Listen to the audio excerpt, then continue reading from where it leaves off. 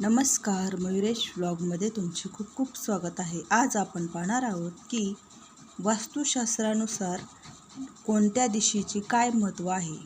जसे की आपल्याला माहीत आहे मुख्य 4 दिशा आणि त्याच्या अंतर्गत म्हणजे उपमुख्य अशा 4 दिशा, अशा एकूण 8 दिशा आहेत। तर या 8 दिशेचं महत्त्व काय आणि वास्तुशास्त्रात कोणत्या दिशेला काय महत्त्व प्राप्त आहे हे तुम्हाला संपूर्ण माहिती या व्हिडिओमध्ये तुम्हाला मिळणार आहे।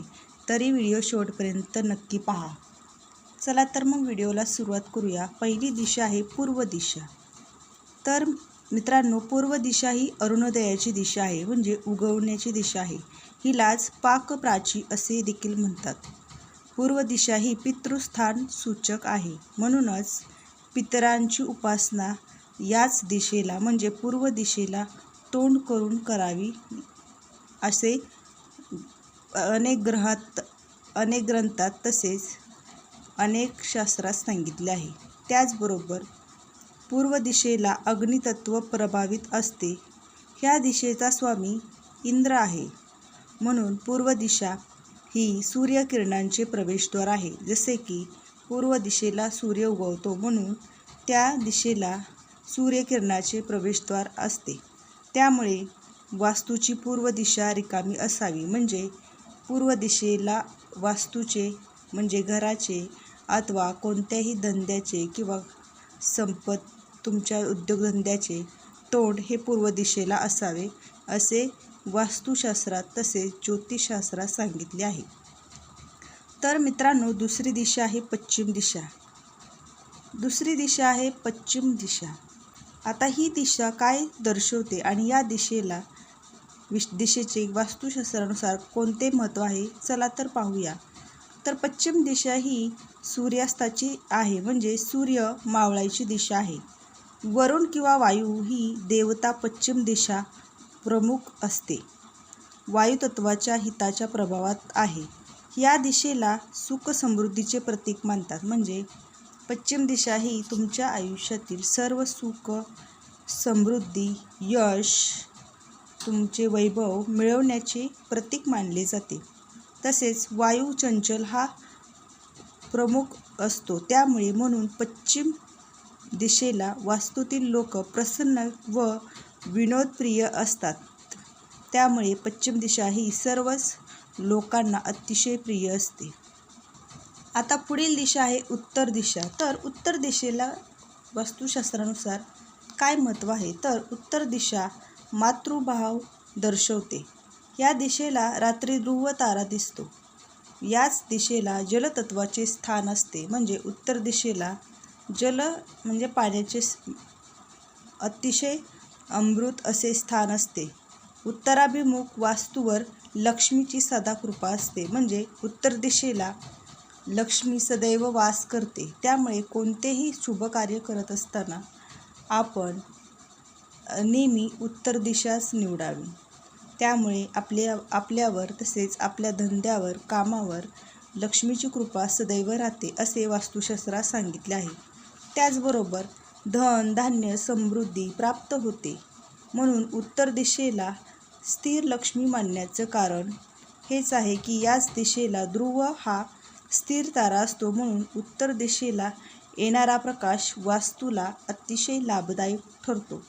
म्हणून वास्तू हे नेहमी उत्तर दिशेला असावी, कारण उत्तर दिशेला बांधलेली वास्तू ही घरात धनधान्य समृद्धी तसेच लक्ष्मीची कृपा अतिशय लाभदायक देत असते।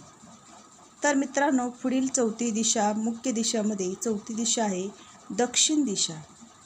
तर दक्षिण दिशेचे वास्तुशास्त्रानुसार उत्तर दिशेच्या विरुद्ध बाजूस दक्षिण दिशा असते। याच दिशेला पृथ्वी तत्वाने व्यापलेले असते आणि ह्या दिशेवर यमाचे स्वामित्व असते। तर दक्षिण दिशेवरती यमाचे खास असे स्थान असते, म्हणजे त्यावर यमाचे अस्तित्व दडलेलं असतं। तर म्हणूनच या दिशेला मुक्ती प्रदान करणारी दिशा असे देखील म्हटलं जातं। म्हणून वास्तुशास्त्रानुसार दक्षिणमुखी घरात व्यक्तींना स्थैर्य व स्थिरता प्राप्त होते। आता काहींच्या मते दक्षिणाभिमुख वास्तू असणे अशुभही मानलं जातं। तर दक्षिण दिशा ही खूप अशुभ असते, त्यामुळे या दिशेला तुम्ही व्यक्तीचे धैर्य किंवा स्थिरता प्राप्त होते. तसेच या दिशेत वस्तूचे तोंड नसावे असे देखील वास्तुशास्त्रात सांगितले आहे. चला तर मित्रांनो, आता पुढील ज्या 4 उपदिशा आहेत, आता ह्या मुख्य दिशा आपण पाहिल्या, तर उपदिशेचे महत्त्व काय? तर पहिली दिशा आहे ईशान्य दिशा.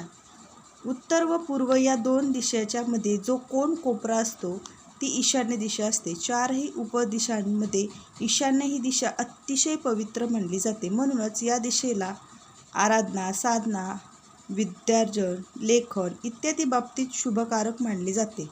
म्हणून ईशान्य दिशेचा कोपरा माणसाला बुद्धी देतो, ज्ञान देतो, विवेक देतो, धैर्य देतो, साहस प्रदान करतो. म्हणून घरातील हा कोपरा सदैव स्वच्छ व पवित्र ठेवावा. तर पुढील दिशा आहे उपदिशा आग्नेय दिशा. दक्षिण व पूर्व या 2 दिशांच्या मध्ये येणारा कोपरा म्हणजे आग्नेय दिशेचा कोपरा असतो. या उपदिशेचा दर्शक आहे. आता हा स्वास्थ्य प्रदान देखील आहे. आता यामध्ये अग्नितत्व स्थिर मानले जाते.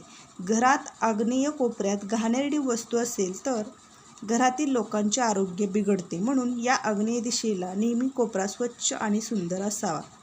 आग्नेय कोपऱ्यात विजेची व आगीची उपकरणे तसेच लोखंडी वस्तू ठेवणे अतिशय फायदेशीर ठरते.